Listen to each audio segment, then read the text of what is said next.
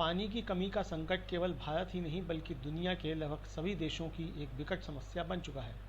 इन्हीं परिस्थितियों को देखते हुए जल संरक्षण और रखरखाव को लेकर दुनिया भर में लोगों में जागरूकता फैलाने के लिए प्रतिवर्ष 22 मार्च को विश्व जल दिवस मनाया जाता है। सही मायने में यह दिन जल के महत्व को जानने, समय रहते जल संरक्षण को लेकर सचेत होने तथा पानी बचाने का संकल्प लेने का दिन है। विश्व जल दिवस मनाए जाने की घोषणा संयुक्त राष्ट्र द्वारा वर्ष 1992 में रियो द जेनेरियो में आयोजित पर्यावरण तथा विकास का संयुक्त राष्ट्र सम्मेलन UNCED में की गई थी। संयुक्त राष्ट्र की उस घोषणा के बाद पहला विश्व जल दिवस 22 मार्च 1993 को मनाया गया था। दरअसल दुनिया भर में इस समय करीब 2 अरब लोग ऐसे हैं जिन्हें स्वच्छ पेयजल उपलब्ध नहीं हो पा रहा और साफ पेयजल उपलब्ध न होने के कारण लाखों लोग बीमार होकर अस्थमा काल का ग्रास बन जाते हैं। भारत के संदर्भ में बात करें तो महाराष्ट्र हो या राजस्थान, बिहार हो या झारखंड या फिर देश की राजधानी दिल्ली, हर साल खासकर गर्मी के मौसम में देश भर में जगह जगह से पानी को लेकर लोगों के बीच आपस में झगड़े फसाद की खबरें सामने आती रही हैं। करीब 3 वर्ष पूर्व शिमला जैसे पर्वतीय क्षेत्र में भी पानी की कमी को लेकर हाहाकार मचा था और 2 साल पहले चेन्नई में ऐसी ही स्थिति देखी गई थी। ये मामले जल संकट गहराने की समस्या को लेकर हमारी आंखें खोलने के लिए पर्याप्त थे, किंतु फिर भी इससे निपटने के लिए सामुदायिक तौर पर कोई गंभीर प्रयास होते नहीं दिख रहे। यही वजह है कि भारत में बहुत सारे शहर अब शिमला तथा चेन्नई जैसे हालात से जूझने के कगार पर खड़े हैं। हिंदी अकादमी दिल्ली के आर्थिक सहयोग से प्रकाशित पुस्तक प्रदूषण मुक्त सांसों के मुताबिक पृथ्वी का करीब 3/4 हिस्सा पानी से लबालब है, लेकिन पृथ्वी पर मौजूद पानी के विशाल स्रोत में से महज 1-1.5% ही पानी ऐसा है जिसका उपयोग पेयजल या दैनिक क्रियाकलापों के लिए किया जाना संभव है। इंटरनेशनल एटॉमिक एनर्जी एजेंसी का कहना है कि पृथ्वी पर उपलब्ध पानी की कुल मात्रा में से मात्र 3% पानी ही स्वच्छ बचा है और उसमें से भी करीब 2% पानी पहाड़ों व ध्रुवों पर बर्फ के रूप में जमा है, जबकि शेष 1% पानी का उपयोग ही पेयजल, सिंचाई, कृषि तथा उद्योगों के लिए किया जाता है। बाकी पानी खड़ा होने अथवा अन्य कारणों की वजह से उपयोगी अथवा जीवनदायी नहीं है। पृथ्वी पर उपलब्ध पानी में से 1% पानी में से भी करीब 95% पानी भूमिगत जल के रूप में पृथ्वी की निचली परतों में उपलब्ध है और बाकी पानी पृथ्वी पर सतही जल के रूप में तालाबों, झीलों, नदियों अथवा नहरों में तथा मिट्टी में नमी के रूप में उपलब्ध है। इससे स्पष्ट है कि पानी की हमारी अधिकांश आवश्यकताओं की पूर्ति भूमिगत जल से ही होती है, लेकिन इस भूमिगत जल की मात्रा भी इतनी नहीं है कि इससे लोगों की आवश्यकताएं पूरी हो सकें। वैसे भी जनसंख्या की रफ्तार तो तेज़ी से बढ़ रही है, किंतु भूमिगत जल स्तर बढ़ने के बजाय घट रहा है। ऐसे में पानी की कमी का संकट तो गहरा नहीं है।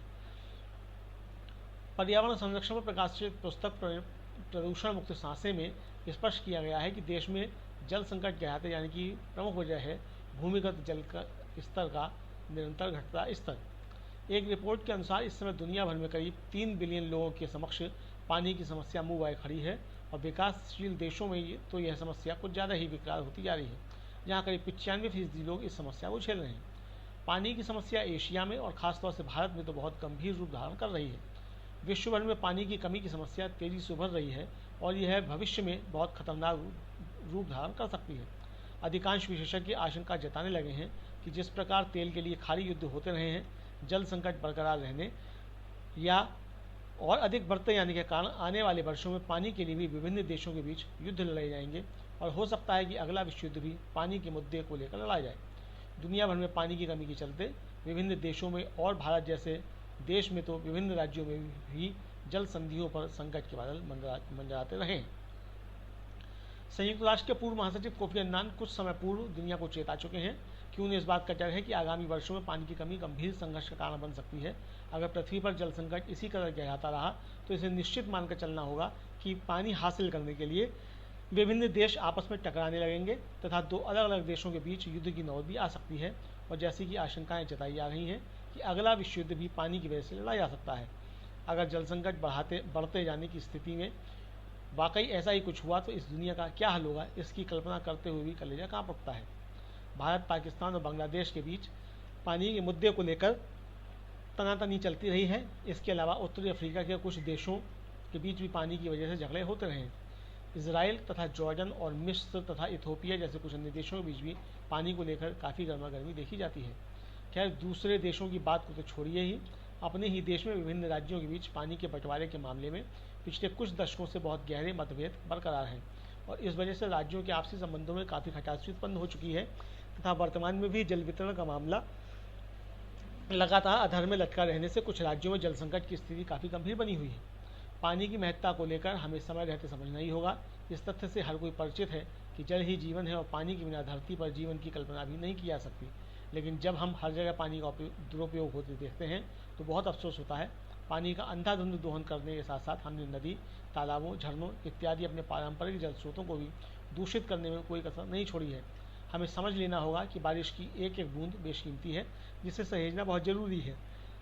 अगर हम वर्षा के पानी का संरक्षण किए जाने की ओर खास ध्यान दें तो व्यर्थ बहकर नदियों में जाने वाले पानी का संरक्षण करके उससे पानी की कमी की पूर्ति आसानी से की जा सकती है और इससे जल संकट से काफ़ी हद तक निपटा जा सकता है। योगेश कुमार गोयल का लेख हस्तक्षेप.com पर प्रकाशित हुआ है। वीडियो को शेयर करें और चैनल को सब्सक्राइब करें।